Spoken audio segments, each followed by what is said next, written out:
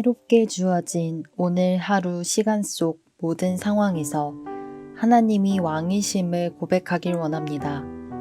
다 함께 사도신경으로 우리의 신앙을 고백하겠습니다.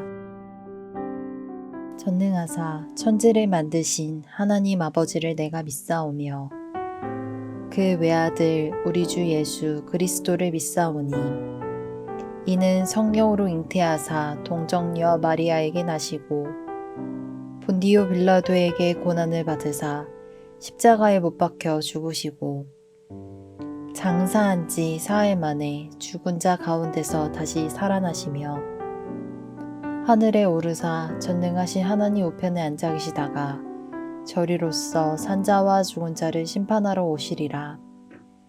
성령을 믿사오며 거룩한 공회와 성도가 서로 교통하는 것과 죄를 사하여 주시는 것과 몸이 다시 사는 것과 영원히 사는 것을 믿사옵나이다. 아멘.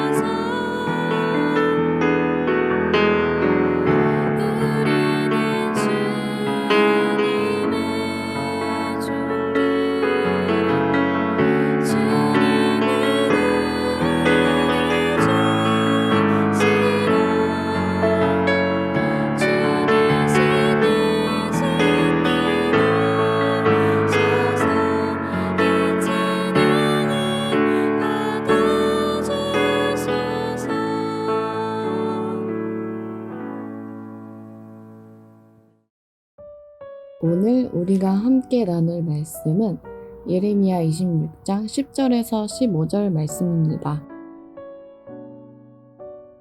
유다의 고관들이 이 말을 듣고 왕궁에서 여호와의 성전으로 올라가 여호와의 성전 새 대문의 입구에 앉으매 제사장들과 선지자들이 고관들과 모든 백성에게 말하여 이르되 이 사람은 죽는 것이 합당하니 너희 귀로 들음같이 이 성에 관하여 예언하였습니다. 예레미야가 모든 고관과 백성에게 말하여 이르되 여호와께서 나를 보내사 너희가 들은 바 모든 말로 이 성전과 이 성을 향하여 예언하게 하셨느니라. 그런즉 너희는 너희 길과 행위를 고치고 너희 하나님 여호와의 목소리를 청종하라. 그리하면 여호와께서 너희에게 선언하신 재앙에 대하여 뜻을 돌이키시리라. 보라, 나는 너희 손에 있으니 너희 의견에 좋은 대로 옳은 대로 하려니와 너희는 분명히 알아라. 너희가 나를 죽이면 반드시 무죄한 피를 너희 몸과 이 성과 이 성 주민에게 돌리는 것이니라. 이는 여호와께서 진실로 나를 보내사 이 모든 말을 너희 귀에 말하게 하셨습니다. 아멘. 반갑습니다. 오늘 예레미야 26장 10절부터 15절을 중심으로 소망이라는 주제의 말씀을 함께 나누겠습니다. 예레미야가 하나님의 말씀을 받들어서 제사장들과 선지자들과 모든 백성들이 듣는 자리에 가서 너희는 멸망한다. 이곳이 곧 황폐하게 될 거다. 이렇게 이야기를 했습니다. 그랬더니 거기 있었던 그때의 사람들이 예레미야를 죽이자 저 소리 듣기 싫다. 이렇게 소리를 지르면서 달려들었습니다. 자기의 생각과 하나님의 말씀이 다를 때가 있습니다. 그때 언제나 하나님의 말씀 앞에 엎드리는 것을 우리는 연습해야 됩니다. 우리는 우리의 삶을 아름답게 만들어 나갈 실력도 없고 스스로 회복될 실력도 없고 그럴 지혜도 없습니다. 우리는 눈앞에 보이는 당장의 이익을 따라서 사는 것에만 익숙합니다. 그러나 하나님은 우리를 살리시고 우리를 온전히 회복시키실 수 있다는 것을 기억해야 합니다. 뿐만 아니라 우리를 사랑하시고 우리에게 대한 완전한 계획을 가지셨음을 인정해야 됩니다.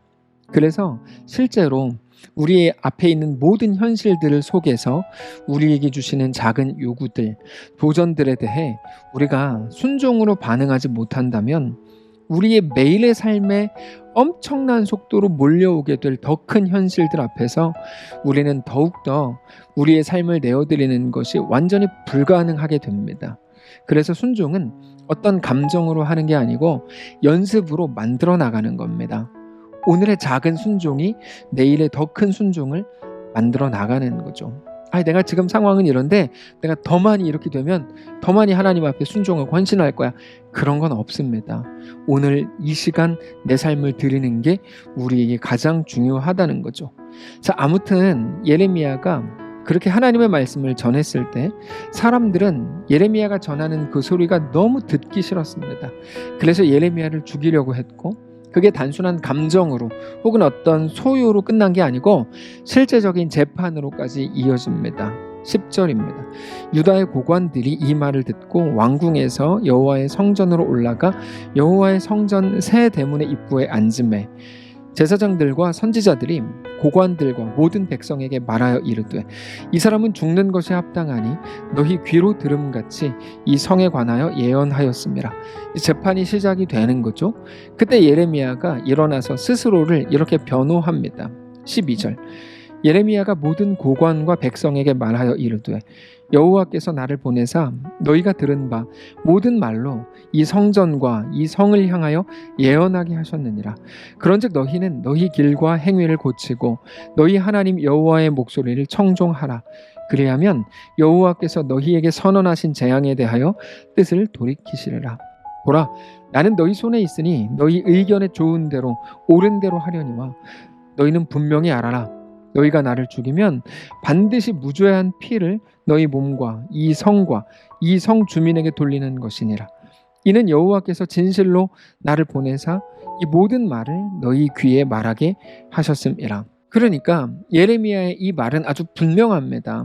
나는 하나님이 나에게 하라고 하신 말씀만 전했을 뿐이다. 나를 죽인다 그러면 기꺼이 죽을 수 있다. 상관없다. 나를 죽이고 안 죽이는 거는 니네가 알아서 해라. 어차피 내가 여기 있는데 내가 무슨 홍길동도 아니고 도망치겠냐? 죽이려면 죽여라. 그러나 너희가 이거 하나만은 기억해야 될 거다. 나를 죽인다면 너희의 원래 죄 플러스 나를 죽인 그 죄까지도 너희가 다 담당하게 될 거다. 이런 말입니다. 근데 우리가 예레미야가 누군지 잘 생각을 해봐야 됩니다. 여러분, 예레미야가 누구죠? 예레미야는 하나님의 말씀을 전하는 선지자입니다. 근데 예전에 선지자에 대해서 잠깐 설명을 드린 적이 있는데 선지자는 분명히 하나님의 말씀을 받아서 백성들을 향해 전하는 사람입니다. 근데 선지자가 이상하게 백성에게 가서 말씀을 전하고 나면 어떤 모습이 나타나냐면 백성들은 전혀 하나님 앞에 돌이키지 않잖아요. 그런 모습을 보면서 자꾸 눈에 밟히는 거예요. 하나님의 말씀을 전해요. 근데 그들은 변화되지 않아. 그러니까 그럼 저 사람들 망하는데 이것 때문에 막 너무 가슴이 아프고 눈에 밟히는 거죠.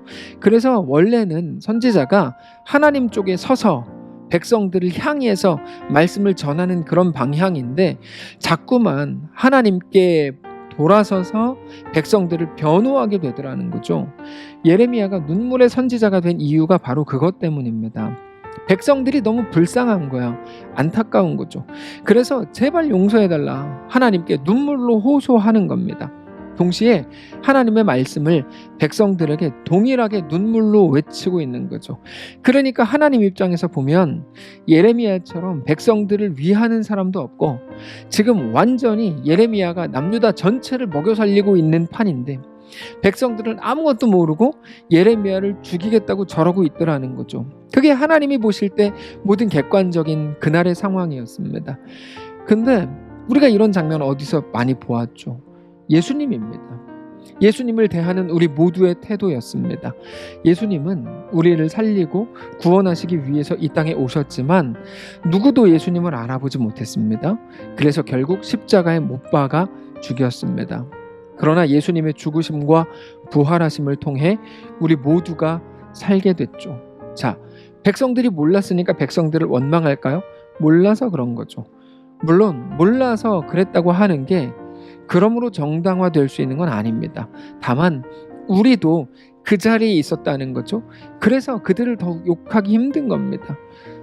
우리가 그 자리에 있었는데, 몰랐는데, 멍청했는데, 그래서 예수 죽인 그 사람들과 같았는데 저렇게 연약하고 부족한 사람들을 위해서 대신 죽으시고, 그것도 주님 나를 위해 대신 죽으셔서 감사합니다 그러면서 막 감격하고 그런 게 아니고 자기가 자기 죄 때문에 죽는 거지 뭐, 이런 식으로 생각했던 그들을 살리시려고. 그러니까 회개하는 자들을 살리시기 전에 모르고 자기가 알아서 죽은 거지 뭐 라고 말하는 그런 사람들을 조차 살리시기 위해 십자가에 죽으셨다가 부활하신 우리 예수님을 성도 여러분 오늘 깊이 묵상하실 수 있기를 바랍니다. 우리의 매일의 삶이 예수님을 깊이 묵상하는 날들 되시기를 정말 원합니다. 여러분, 모든 부모의 소원이 무엇이겠습니까? 자식이 눈꽃만큼이라도 알아주기를 바라는 거죠. 대단한 보상을 원하는 부모는 없습니다. 야, 내가 너 한 명 키울 때 뭐 3억 들었다, 너 갖고 와라, 말은 할 수 있는데 그거를 구하고 그거를 소원하면서 키우는 그런 부모는 없습니다. 아빠가, 엄마가 다만 그렇게 했다는 거를 조금만 알아주기를, 눈꽃만큼만 알아준다 그래도 소원이 없는 거죠. 근데 끝까지 모르는 게 자식이죠. 그러므로 성도 여러분, 다만 오늘 이 말씀을 대하는 우리 모두는 말씀을 대할 때마다 역시 우리에게는 어떤 소망도 없는 거구나, 이거를 인정하실 수 있기를 원합니다. 그럼에도 그런 우리에게 유일한 소망이 되시는 우리 예수님을 주신 하나님께 감사하고, 그렇게 우리 삶을 온전히 내어드리는 귀한 우리의 오늘, 우리의 이번 한 주 되시기를 축복합니다. 기도합시다. 살아계신 하나님, 감사합니다. 오늘 우리에게 이 말씀을 주시니 감사합니다. 우리가 오늘 그 자리에 있는 것처럼 느껴져서 너무 부끄럽습니다. 예레미야 죽인 자리, 혹은 스데반을 돌로 쳐 죽인 자리, 예수님을 십자가에 못 박아 죽인 그 자리에 우리가 있는 것 같습니다. 우리를 그럼에도 사랑하셔서 구원하시기 위해 십자가에 죽으시고 부활하신 우리 주 예수님을 찬양합니다. 오늘 그 주님을 더 깊이 묵상하는 날 되게 하시고, 우리에게 소망이 없음을 깨닫고 오직 하나님만 우리의 소망이심을 기억하는 귀한 우리의 오늘, 이번 한 주 되도록 축복하시옵소서. 모든 성도들 가운데 그렇게 역사하실 살아계신 예수님의 이름으로 기도합니다. 아멘. 사랑하는 성도 여러분, 하나님께서 오늘 말씀을 우리에게 허락하셨습니다. 그리고 오늘 하루를 우리에게 또 주셨습니다. 오늘 하루 살아가는 동안에 이 말씀을 기억하고, 그렇게 하나님만 나의 유일한 전능자요 왕입니다, 정직히 고백하는 귀한 우리의 오늘, 이번 한 주 되시기를 축복합니다.